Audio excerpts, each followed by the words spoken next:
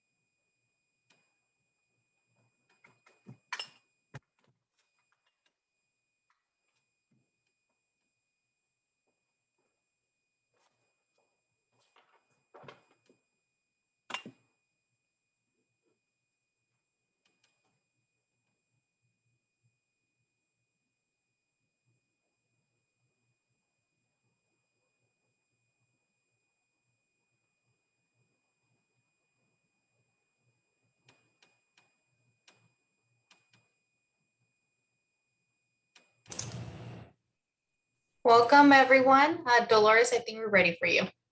Thank you. Hi, my name is Dolores Hauck, and it's my pleasure to introduce and welcome Dr. John Waldron, the CEO of the Center. The LGBTQIA+ Center serves as a safe haven for all. We welcome and celebrate the diversity of our communities and strive to empower all to live authentic lives. So I'm turning it right over to you, Dr. Waldron, and your panel experts, and thank you for your recommendation for the video, the movie that we were all able to watch, A Secret Love. So take it away, Dr. Waldron.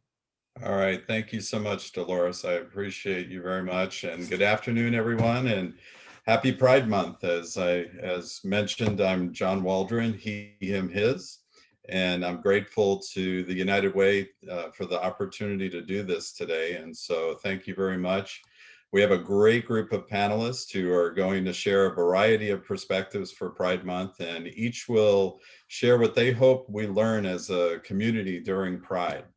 But Pride Month for me is a time to celebrate our resiliency and our visibility as we embrace and live as our authentic selves. It's also a time to remind others and of all we've overcome to be accepted for who we are, and the work ahead, as there is so much work ahead, as we know that there are people still today who mean us harm or work to deny us our equal rights. But that's my quick elevator pitch of what I think Pride is, but I'm more interested today to hear from our group of panelists. So let's go ahead and just jump right in. For each of our panelists today, we're going to have each one introduce themselves.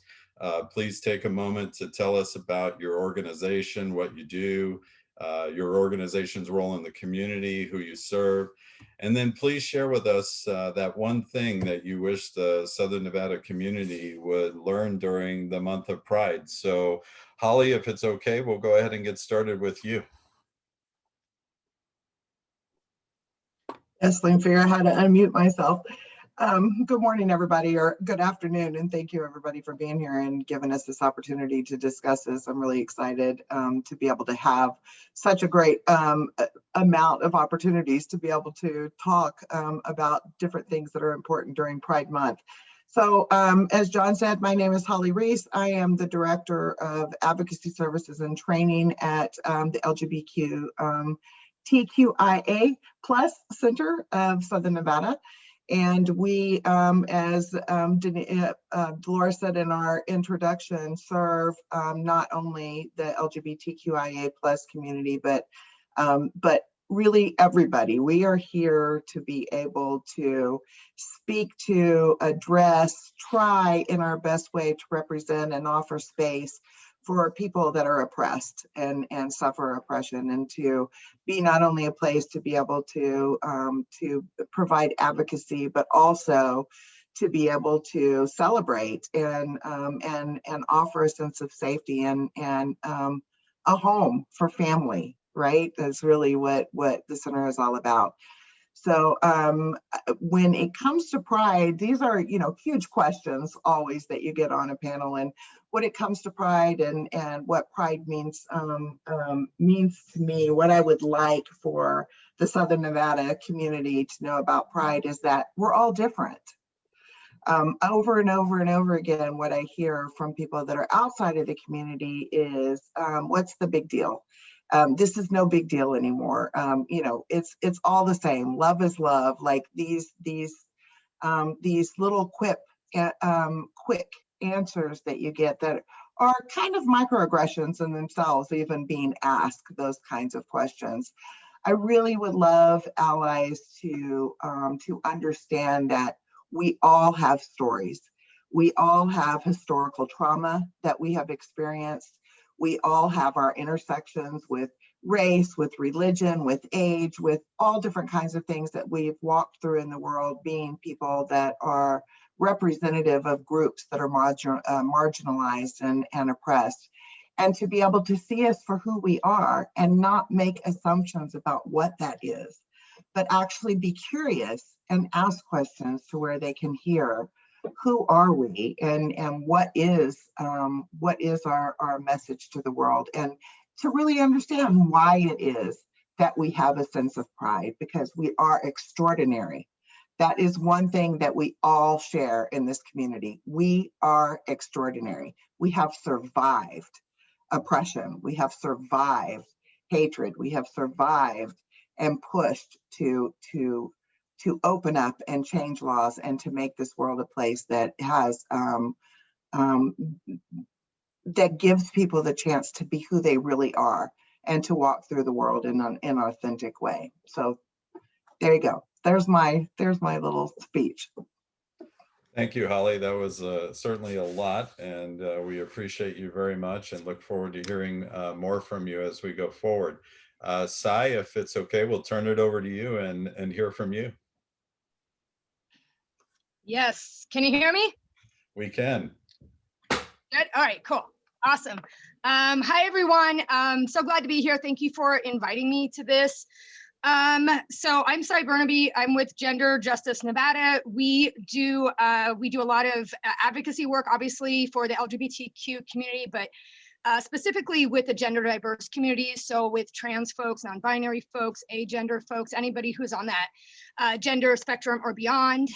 We do a lot of education. So I provide ally trainings to medical providers, to educators, therapists, anybody in the community who is looking to better support people in our community. And a lot of times that's in medical settings. 80% of medical students are not trained on how to best support LGBTQ folks. A third of trans folks are outright refused care because their providers do not know how to address them, or they don't know about pronouns. So I provide education and tools and best practices for those folks. And then we also have a big part of what we do here at Gender Justice is empowering our community, whether that is political power building or that is teaching people how to advocate for themselves. We have a speakers bureau, so I teach folks how to work with media, how to testify in front of Senate hearings, how to do political zaps, how to do bird dogging, how to protest, all of those things. Us finding the power that we have within ourselves, as Holly was saying, was we are all extraordinary. And it doesn't matter your age, your experience, where you think your place in is the community, we all can be activists. And that's something that we very much believe in down here at Gender Justice. That's kind of my elevator speech there of what we do. And as far as Pride goes, you know, I see Pride as a celebration. I see it as a time. I often think, I mean, I'm like Holly, I've been in the community for a while, about 25 years now. And I remember Pride, especially here in Vegas, being a very small event. It was out at Sunset Park, and it was, you maybe get a couple hundred people out there. The fact that we see this as this huge 10,000 people coming out, kids for the first time, people later in life coming out, that's what Pride is to me, is finding within yourself where, you know, who you are and where you are. And for a lot of us, that changes throughout our gender journey and our journey of understanding our sexuality. But to me, Pride is a time for all of us to come together and understand each other more and be visible and be that representation of our community. Well, thank you, Sai. Excellent answers. We appreciate you very much. And I want to just say publicly, we appreciate our partnership with Gender Justice. And thank you so much. We love working with you at the center and look forward to strengthening that as we go forward. All right. Thank you. Andre Wade. Hello, everyone. Good to see a lot of familiar faces. Thanks again for having not only this discussion, but for inviting me to attend as well. Andre Wade, State Director for Silver State Equality. Silver State Equality is a statewide LGBTQ+ civil rights organization here in Nevada. Our mission is to bring the voices of LGBTQ+ people to the institutions of power to create a world that is healthy, just, and fully equal. And we do that by advocating for poor equality legislation here and in DC. We have a staff person that lives in and works in DC, and for getting poor equality candidates elected to office and education and advocacy work. So we have a C3 and a C4, and soon a political PAC that will be starting. And I also teach gender, race, class, and sexuality at the University of Nevada, Las Vegas, and also diversity and inclusion in the workplace for UNLV. And for me, Pride is a time to really reflect on the past, what really got us here, and to remember our true history, but then also trying to ensure that we include the Black people that were involved in the movement. The LGBTQ movement really learned a lot from the Black liberation movement as far as organizing, as well as the reproductive rights movement. And so just really reflecting on that sense of having pride in our history, like really what got us here. And even though the way we celebrate Pride is a lot different from its original intent, it's really great to have it at the scale as what Sai mentioned and sort of what Holly was referencing. So for me, it's just being in recognition of that, and then just celebrating the fact that we're all made it. So what Holly was saying, like, you know, it's been like a tough journey for all of us, either in the work that we're doing or just for the people on behalf that we're doing this work. And so it's just really great to be in these spaces where you have mainstream organizations doing things like this. And so really just want people to really, just to piggyback off of what everyone else said, just have an understanding of the LGBTQ community. As much as things evolve and change, there's a lot of information that evolves and changes for us and that we try to impart to you all. But what I always try to take up is space around the intersectionality piece. As a Black gay man, I have to deal with racism within the LGBTQ community and the larger community as a whole, but then also homophobia within the Black community and homophobia within larger communities. And so some of us have multiple minority identities that we're having to navigate and struggle with. And so often I do this work on behalf of people who are even doubly and triply marginalized. And So yeah, that's why I am here, and I'd love to have a chance to speak to you all about these things. So thank you. Well, thank you, Andre, and we appreciate your work in the community. And same thing as with Cy, thank you so much for your partnership with the center, and we appreciate all that we're able to do along with Civil State Equality. So thank you for that. So we'll dive into a couple of other questions, but as we do, I have my chat box up here. And so if you have questions, we'd love to hear from the group as we go, and I'll try to monitor that and throw in a couple of questions from the group. But one of the things that we did is we watched we recommended that everybody watch the documentary A Secret Love. I think our panelists watched. Andre may get a pass though. He just flew back into the country. So Andre, no problem if you didn't get a chance to watch it. But you know, I selected the documentary because I just found it to be just so incredibly powerful how these two women just spent 72 years together, overcoming just incredible obstacles to be together, and having to deny their authentic selves for so long, and then but to thankfully get to that place where they could live authentically, and it was just incredibly moving for me. I've watched it 4 or 5 times now, and so I really want to hear what Cy and Holly, what you thought about the film. And my question really is, how accurate is LGBTQIA plus life depicted in the film, and what important lessons could we get from it? And also, as Holly, you and I talked a little bit about what's missing from the film, because we know that there are lots. This is a story about these two lesbian women, but there's lots of things in our LGBTQ experience that are missing from the film as well. So Holly, do you want to start us off? So the first question you asked was, how accurate was the life depicted? And again, I think that it did an incredible job of telling the story of these two women. And I think that that story, and during those time periods, that it did a very accurate and a very good job of doing that. So far as what's missing, that's one story, right? And so what is glaringly missing, that I'll let Cy pick up on more, is the idea of gender, right? It did a really, really good idea. I mean, a really good job of talking about and getting across the message that love is love, right? That when you love somebody and you have a relationship with somebody, that love is love. Those relationships are just that. They're about love. And the historical pieces of that, and the time periods they lived through, and how they had to be in the closet, and how they had to live their life in order to love one another, and have separate lives even within, you know, their own families, and that kind of thing. What was missing again was the conversation about gender, because when we're talking about love, and when we're talking about LGBTQ issues, for so much time now, we have been focusing on this narrative that we're the same, we just love the same sex instead of the opposite sex.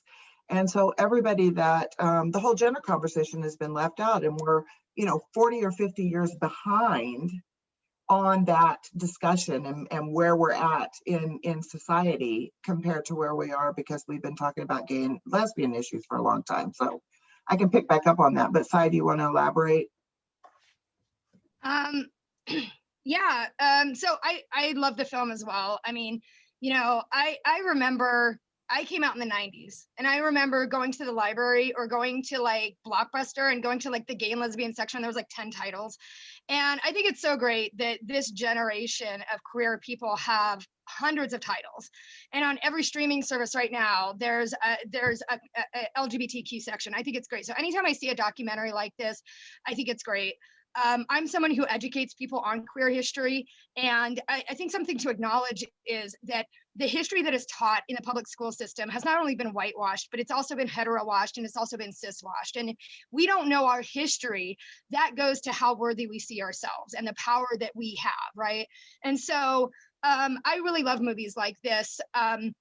I look at it, you know, whenever I talk to young people, like I was actually at your youth group the other day, John, down at the center, and they're not being taught this. Like they don't know about Matthew Shepard. They don't know about Marsha Johnson. They don't know about things that they really need to know to understand themselves and how far we have come. And I was very glad to see, I know that Andre and a lot of other folks had a lot to do with this, the passage of the legislation that Nevada will be the 6th state in the country to be integrating LGBTQ curriculum. I think that's fantastic. That has to happen. Until that happens, we have these really great documentaries.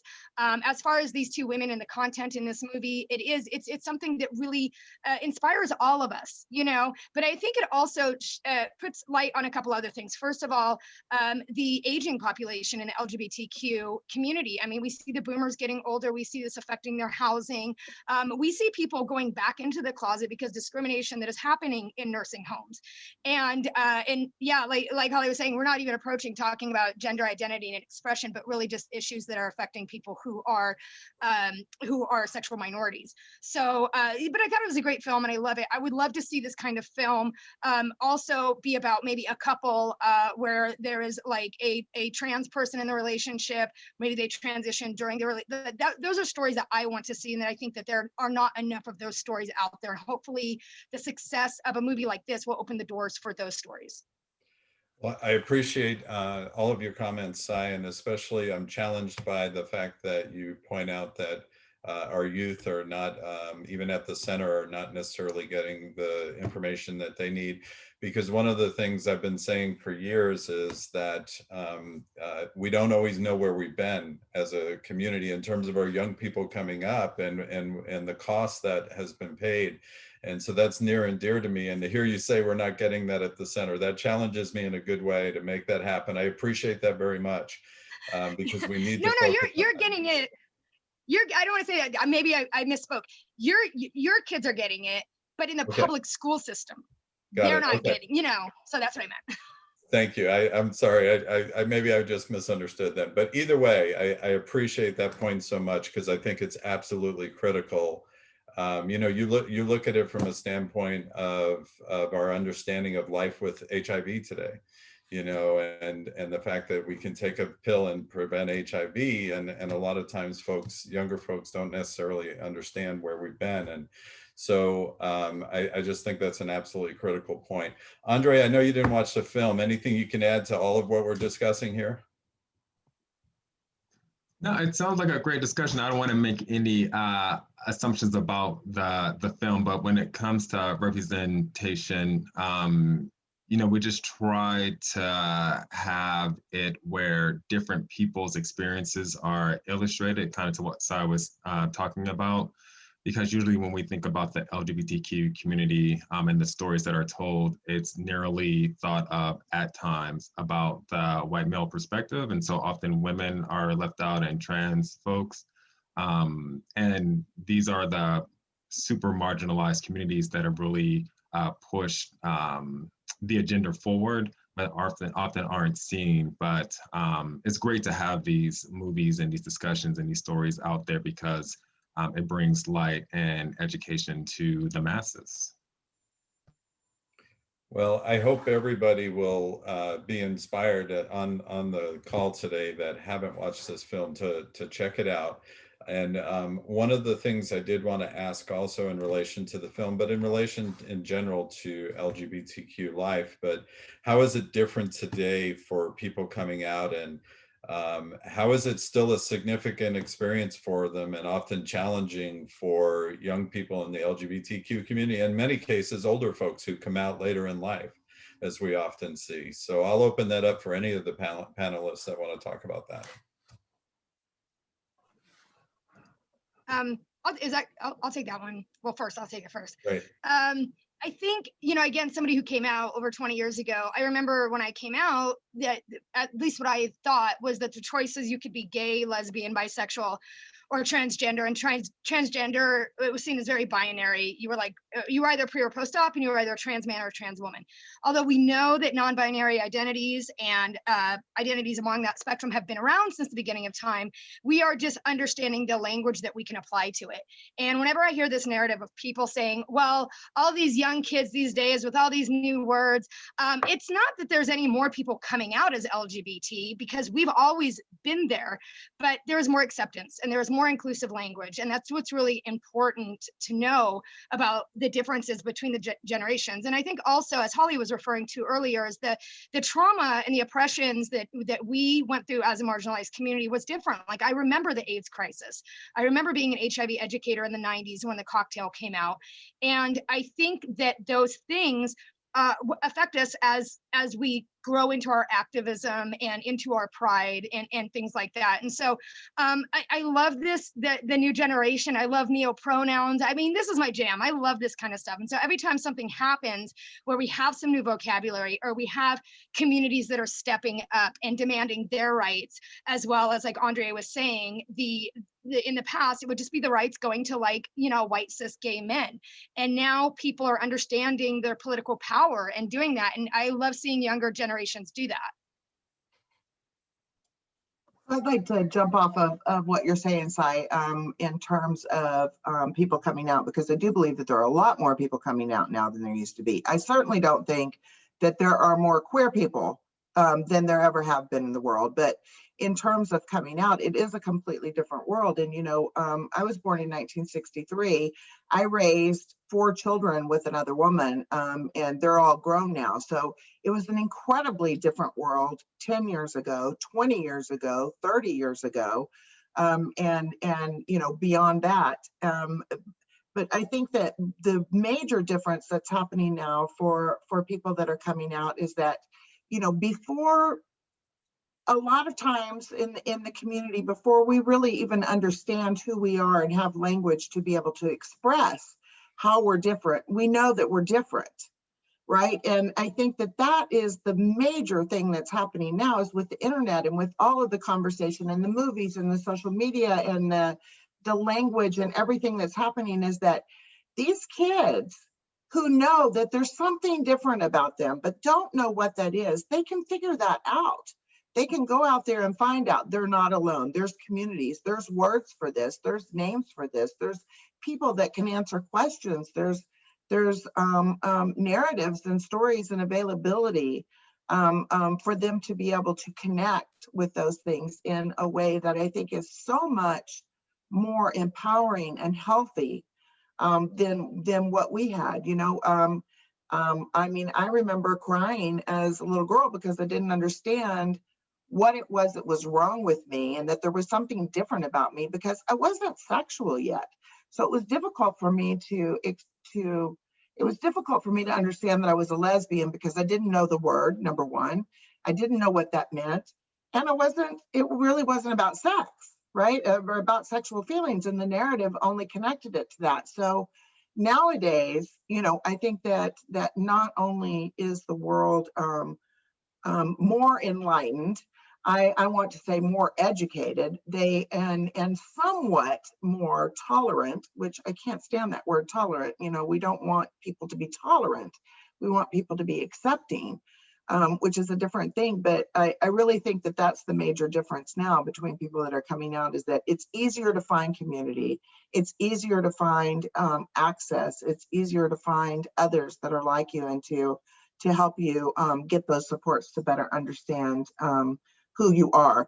That does not mean that it's not as challenging. So the second part of that question is, what are the challenges still there? There's more pushback now, right? So, it's all kind of, it all kinds of ways out.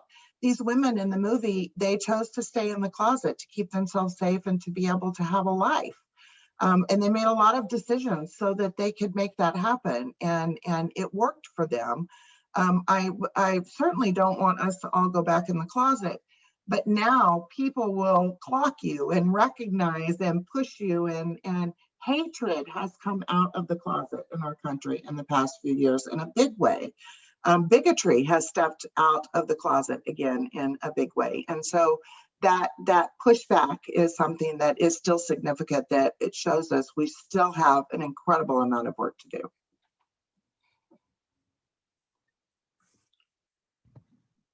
I'll just quickly add that coming out is still, it's a personal thing for everyone. So we have to respect people and their willingness or not to come out. Often you have parents or family friends or just like, I know so-and-so is gay. We just want them to come out. We're going to love them. They should know this by now. But it's a personal journey, because at the end of the day, people know that they're different and they don't necessarily want to be different. Your life is going to change once you come out, and it's a lot to manage. And there's some things that you have to grapple with. And so just coming out is just personal. That's what I always like to tell people. But often even like you have people who are accepting like to a point, like they accept other people, they accept that this stuff is happening around them. But once their kid comes out, they're like, oh my God, like, you know, like the world starts to crumble, because some people have to deal with their extended family or their community, or maybe they're within the church. And that's a whole nother thing to have to manage. People are, I had someone who their child, they found out that their child was gay. The child didn't come out. But they're also, the husband was like a deacon or a pastor in the church or something like that. And so what they're dealing with is their church members wondering how they can allow this to happen to their son. And that's a whole nother thing. So even if the parents want to be accepting, they have to deal with this other stuff that they're dealing with. So it's really complex and complicated, but in some respects it's easier, but from an individual perspective, it can still be very, very challenging and daunting. Well, I appreciate all of your answers on that. And I certainly grew up in a time where it was not welcome to be in high school or anything like that and be out. And I was personally, I was so fortunate that when I eventually got the courage to tell my mother at 29 years old, she looked at me and in her best New York accent said, "Yeah, so?" And it was just an amazing experience. And by the way, Dolores, my mother's name is Dolores, and so I love seeing your name. But you know what? Here's the thing, though. You know, I was so fortunate personally, because it's not like that for everybody, and that's critical. That even today, at the center, you know, we see people that they're like, we've had youth that have been beat because they come out, and there are still these just incredible horrific stories today, even as far as we've come. And that's why it's so critical for us to be there for our youth and to help them.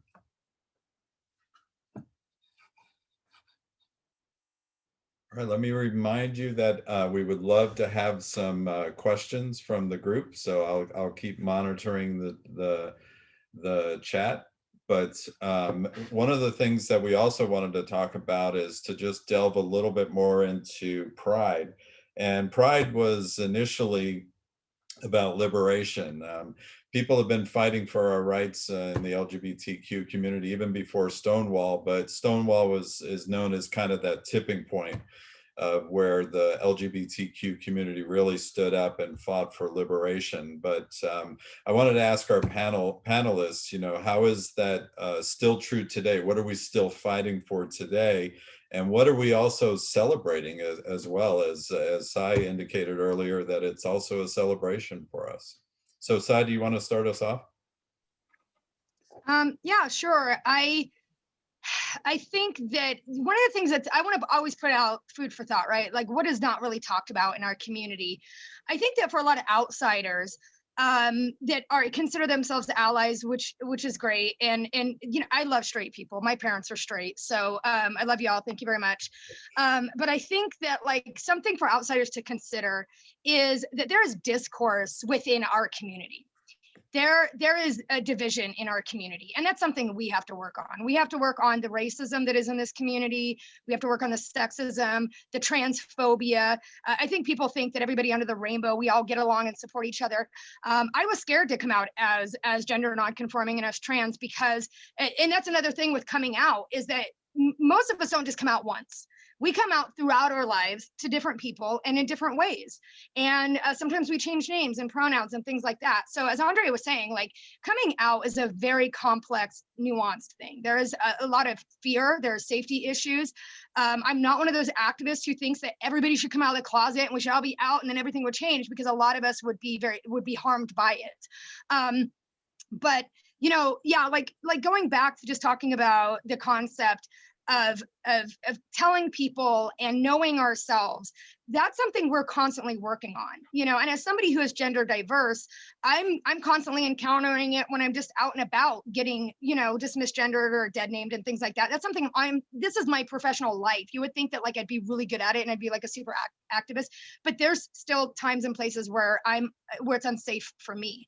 And that's something we need to recognize. And yes, it is a celebration, but we still have so many fights. I just think about all of this ridiculous legislation in over 30 states, over 80 pieces of legislation that were so harmful, so anti-trans. And I think that, not to get too political, but because I don't want our nonprofit status to get taken away, but like, you know, the fact is they're coming after trans identities now. Now that we've gotten equal marriage, the conservatives are now attacking trans people. And in attacking trans people, whether they pass this legislation or not, it sends a message, especially to young trans youth, that this is not an acceptable thing, that this is not a norm. And we have to, as everybody in the LGBTQ community, stand up for these kids, stand up for people with these identities, because if we don't, we are all going to go back as far as social justice goes. We're all going to fail, and we will all suffer from this horrible discrimination that's being brought up now.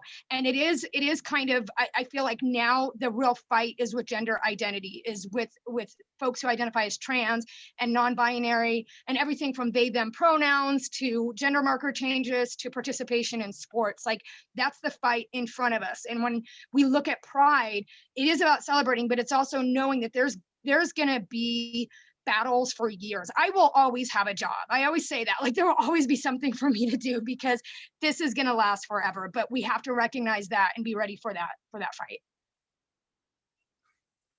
Holly? So you know, the question is, if Pride was initially about liberation, is it still? Absolutely.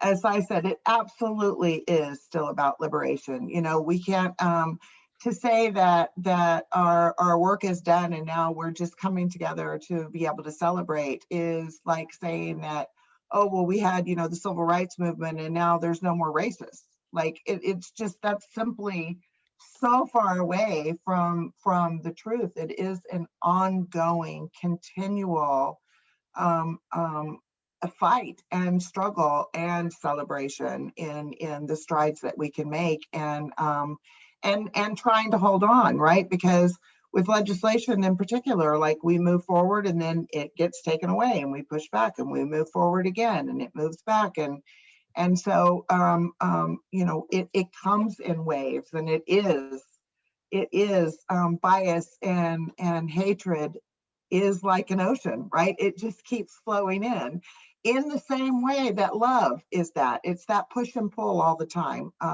It's definitely still about liberation and trying to fight for freedoms for all people. And we are all people. LGBTQIA people are in every age, every race, every ethnicity, every religion, everything. We're everywhere, right? So these fights for freedom from oppression is really important.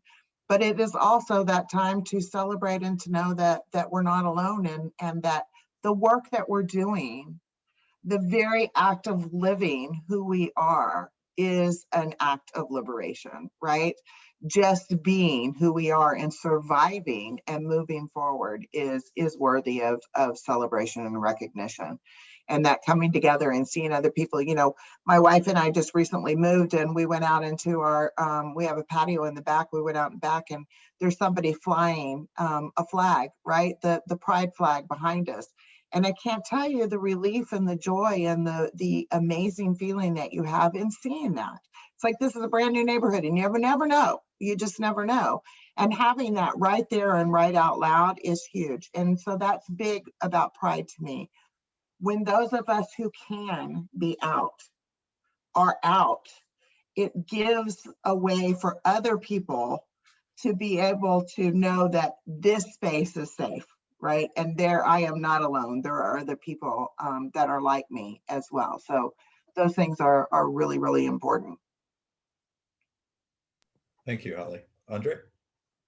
You know, the first, I think, known organized movement around gay rights, you know, what it was sort of called back then, was, I think it was called the Human Rights Association. This guy, Henry Gerber, back in 1924, started this organization, and it took him a while because he was trying to get people with money and stature to be a part of what he was doing to have these quote unquote gay rights. Again, this is back in 1924.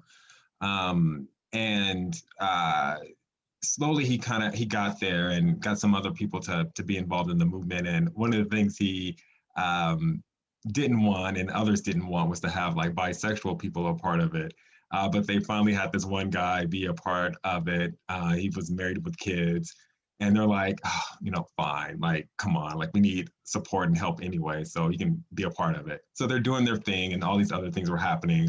But the guy's wife finds out, and she tells others, and so, you know, everyone got in trouble, and so the effort dissolved. And so that was like really the first sort of known organized effort.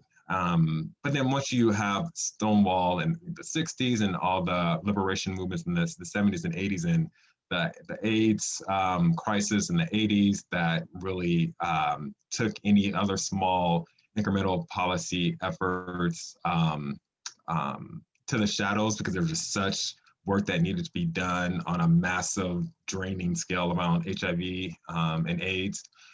That by the time we get to like around 2017, when I think that this Philadelphia Pride flag was created, where they have the black and brown stripes on the Pride flag, you know, people lost their minds because the black and brown stripe was added to reflect black and brown people. And these new conversations, again, around racism within the LGBTQ community, happen in a different way. And it just illustrates that there's always so much work that really needs to be done. And I think it was in 2018 where the even newer inclusive pride flag was created with the blue and pink and I think white's in there too for trans and gender non-conforming, gender non-binary folks.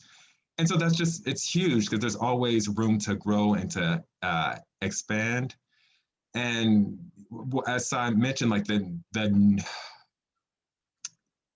new battle, or the ongoing battle, I should say, but with more attention, is around gender identity and the trans movement, because as a society, we know very little about sexual orientation and sexuality, and we know even less about gender identity. And so there's a lot of things that people have to understand and know about gender identity and even what intersex means and how common it actually is, that we just don't talk about it.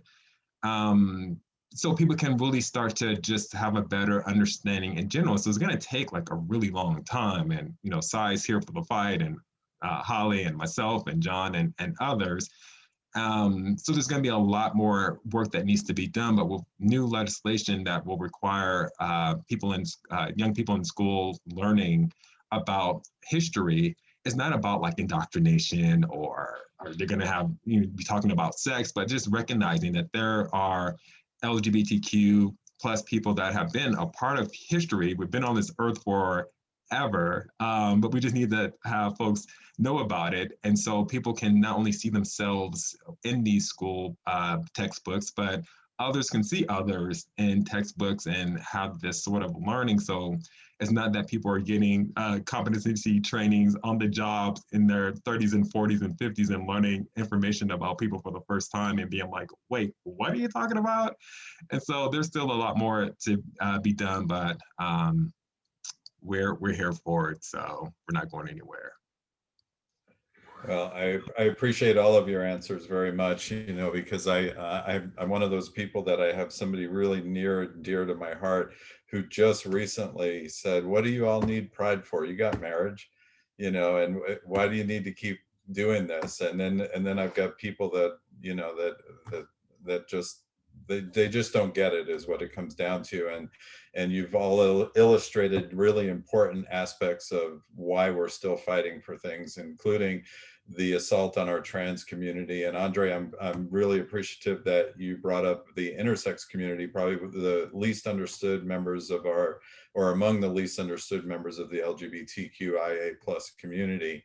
And so thank you very much for that. And we do have a couple of questions popping up, but Sai, I wanted to ask, would you mind just sharing with us, you mentioned a couple of things that I think maybe some folks on the call would be interested in knowing more about, but you mentioned gender diverse or gender queer and dead naming and also pronouns. Holly and I were on a panel just a couple of days ago where we mentioned pronouns and half the group didn't even know why we were doing that. And so could you just, would you mind giving us an overview of that? Yeah, well, you know, the thing about any labels, any language is it is constantly changing. Like literally every day I will come into work and there'll be new words, which is great because that's what language is. That's the cornerstone of linguistics, is that it's a moving, breathing thing, and the words are arbitrary, right? And sometimes stuff is made up by people within our community, which is a really good thing, right? Because we are owning our own identities and language. And I always kind of make this joke about the alphabet soup, that it goes like LGBTQIA, and like every time an anti-gay or trans law is passed, we add another letter. We don't even know what it means. We just put it in there just to piss off people.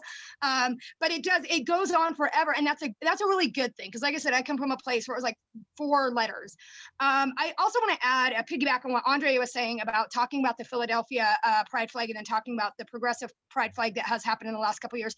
There was discourse within our community as to whether that should happen, which is so horrible. But just this past year, they did add within that first triangle the intersex symbol. So again, acknowledging that we still have so much work to be more intersectional and to be more inclusive. And as far as a lot of the words I say, I think this is a really good opportunity to say that being an ally is about supporting us. That's great. And it's about donating to causes, and it's about, you know, but really the most important thing is educating yourself, consistently, continually educating yourself. And I mean, I'm talking every 6 months, do something, watch a documentary, go to the glossary, go to the glossaries that HRC, Trevor Project, Glisten put out there, because stuff is always changing. I look at the PowerPoints that I did just 5 years ago and think how antiquated they are. And I think that like, some of that language is even probably harmful now in the things that I said. And when I talk about things like dead naming, which would be using somebody's name that they used possibly before they transitioned, also known as birth name, that can be very harmful to someone to purposely dead name someone. It is an act of violence to do that to somebody who is gender diverse. I would invite folks to we do ally trainings all the time at Gender Justice. We're back to doing them now in our office space, but we do them online. I do Zoom trainings. If you run a community-based organization, I would say especially if you work with young people, your staff should be trained in the vocabulary. And I know Holly has a nice little tagline she says about training everybody from the janitor up. Everybody who interacts with your clientele, with your customers, with your patients should be trained, because it could be that receptionist who says something harmful like the term hermaphrodite that could signal to our community that you are not inclusive, that you don't know what you're doing. So one of the big things our organization does is those ally trainings. They can go any from an hour to 3 hours, but it is so imperative that you do that, because if you are not educating yourself with vocabulary, with best practices, you are not being the best ally you can be. Great, Sai. Thank you so much. And I wanted to jump in on a couple of the questions that are popping up. We don't necessarily have to have every panelist jump in, but just in the interest of time. But one of them is Terrence was asking, how do you feel about the corporatization movement that seems to be around Pride now? And it's open for whichever panelist wants to address that. I'll jump in and say a couple of words about that. I love it when corporate America wants to support our community and throw some money at us. I do not love it when we're using the excuse for to be able to sell more beer or more alcohol or, things like this. So like, going to Pride and having your name on, Budweiser out there, while you're trying to get everybody drunk and all that kind of stuff. Like really, like change your culture. Hire some people to come in and do some training that are actually people from the community that can teach you. Do something so that, you're not doing stuff that's harmful. Making an advertising campaign so that you're hopeful that we will spend more money on stuff that's going to hurt our community is not necessarily a great thing. And making Pride celebrations something that is only about sex and alcohol, also not a good thing, right? So while it's wonderful to see for people to say, oh, Bank of America is supporting, oh, this place is supporting, that kind of stuff, while that's wonderful. And I am definitely not, wanting to say don't contribute.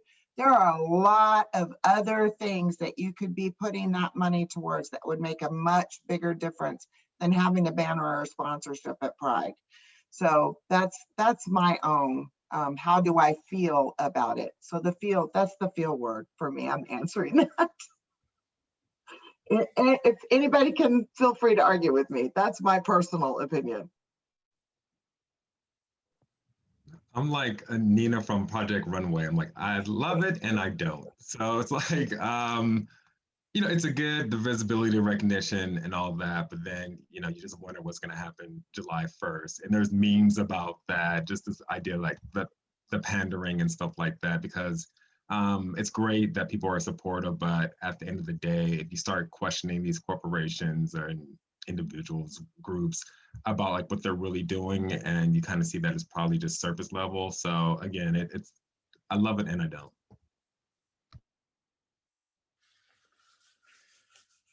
All right, Sai, you look like you're having a good time over there with this one. So I'll just. I really am. I mean, I love hanging out with Andre and Holly. They're two good troublemakers, but I agree very much. I love it because again, in the 90s, we didn't see any of this. There was no way I could walk into a Target and see an entire section of cheesy rainbow stuff. Like we did not have that. And that young people can go get like rainbow sunglasses. We used to have to make that stuff. Okay. So, I mean, I think it's great, but then Andre and Holly are so correct in saying there needs to be more behind it. There, like what policies, how good is your workplace climate, things like that. That needs to happen too, or again, you're not being the ally that you should be. All right, thank you so much, Sai. All right, Andre, we're pressed for time, so I'm going to jump to a question that's specifically for you, and I'll read it exactly as Dolores wrote it.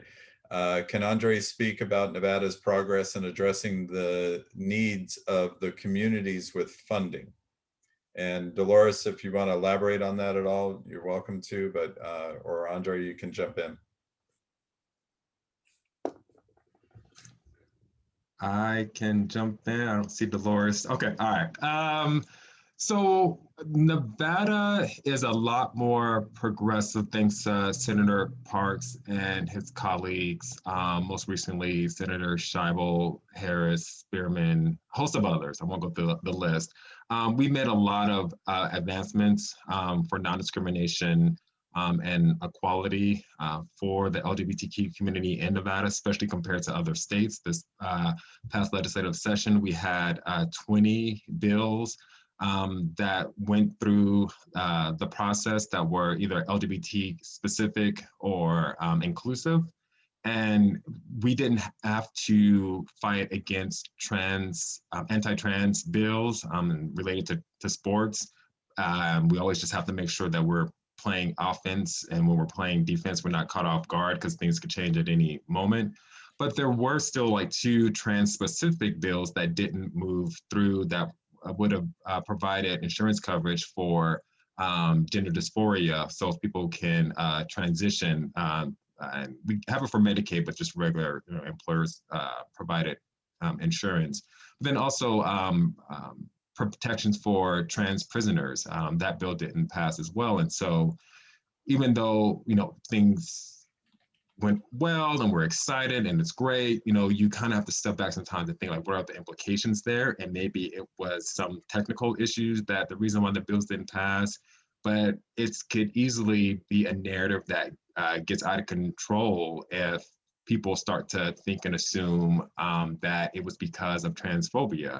And so we have to, as an organization and partnering organizations, have to dig deeper and continue to press legislators to do better, especially when it comes to trans issues.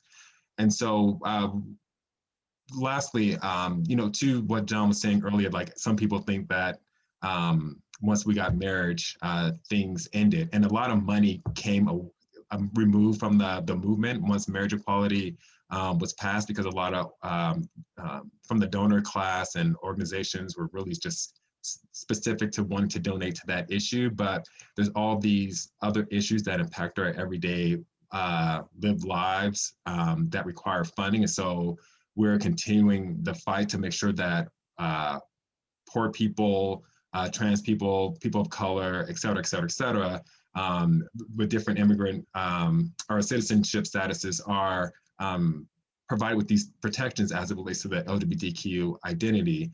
But when it comes to funding, so civil state equality has been around, this is our third year.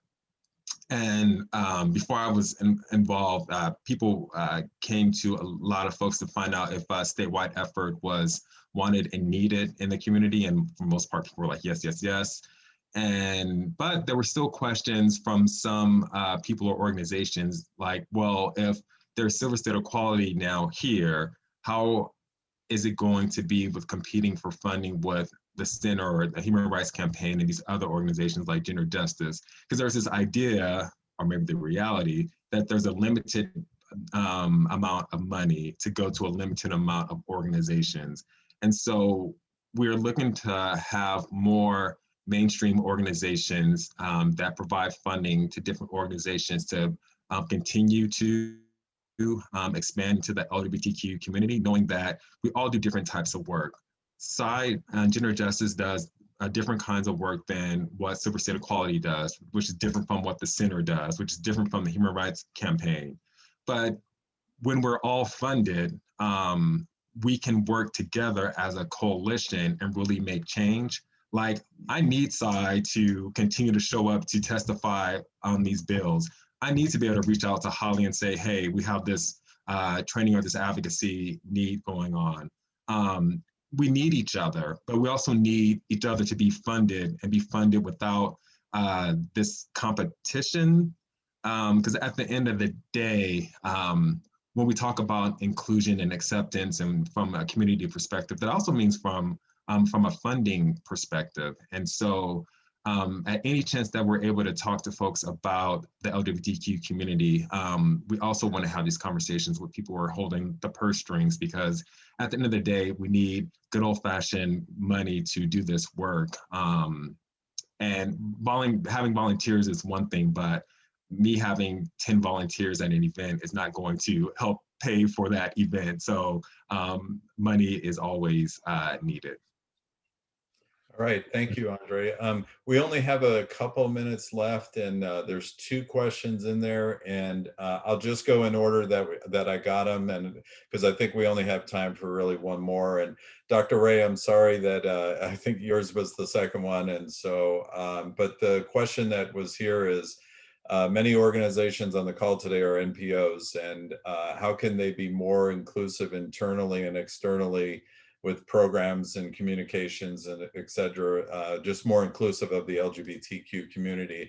And we'll kind of wrap on that question. So I'll open it up to any of the panelists that want to share. There's so many different ways that you can be inclusive. The number one thing that I would go back to is get your agency trained, get your people trained. We're going to tell you all of those different ways of which you can show inclusivity, from policy and procedure to your marketing to your hiring to how it's not just a really simple, quick answer. Pay for training. Don't just ask somebody to come in and can you talk to our people for an hour? Give us some time to be able to help you to figure out how you can create a culture of being inclusive. And that's from everything from your employees to the people in the communities that you serve. We can help you with that, and let us do that. We would love to. This is not a pitch for money. One of the things I would, we always need it. yeah.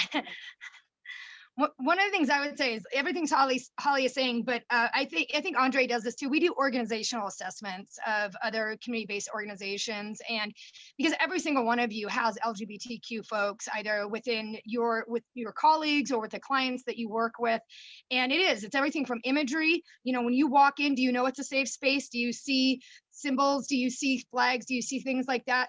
But is everybody there trained? Is the receptionist trained? But it really is, it has to be a multi-pronged approach. It can't, like Holly said, it can't just be us coming in for an hour and you're done and you check the box off. It is a continual thing. You should do it annually, and it should encompass all of those things that Holly said. Yeah, and I'll just quickly, John, I know we're running out of time, add, because that when I've worked in a lot of different areas, serving different types of people and families, and one was folks living with developmental disabilities, at one point with school-age kids, and then going out and doing assessments for people with disabilities living in housing. And there was always this shock that people would find out that someone with cerebral palsy or who was had a mental challenge that was different from others, that they were lesbian or gay or bisexual. And it's this idea that people don't have a sexuality if they are living with a disability. And so folks then go even extra uneducated about their sexuality and just what it means. And so there's always this constant need to train up organizations in all these different areas. So it's not even just like in the banking and in human resources at some organization providing services or however the case, but it's like everywhere. And that's what we're getting at. And Terrence said not meant for you directly, just talking about in general. And so we're always here just needing to train up folks. So not only that their staff can have a better experience on the job, but the clients that they serve can be better serviced. And if there are complications, that there's grievance policies and procedures in place that the organization has, so that, you know, if there's complications, that the organization's already preset to tackle that. So I say that just to emphasize that it's throughout all these different life domains that we're trying to train up folks and provide this information. All right, thank you so much. And we're right up at 3 o'clock, so we're gonna have to wrap up. But you all are gonna have our contact information. Please reach out, please stay in touch. We're so thankful for this opportunity. I knew when I got Andre, Holly, and Cy together, this was gonna be good. And so thank you to the United Way. We're so grateful for you, and have a great day, everyone.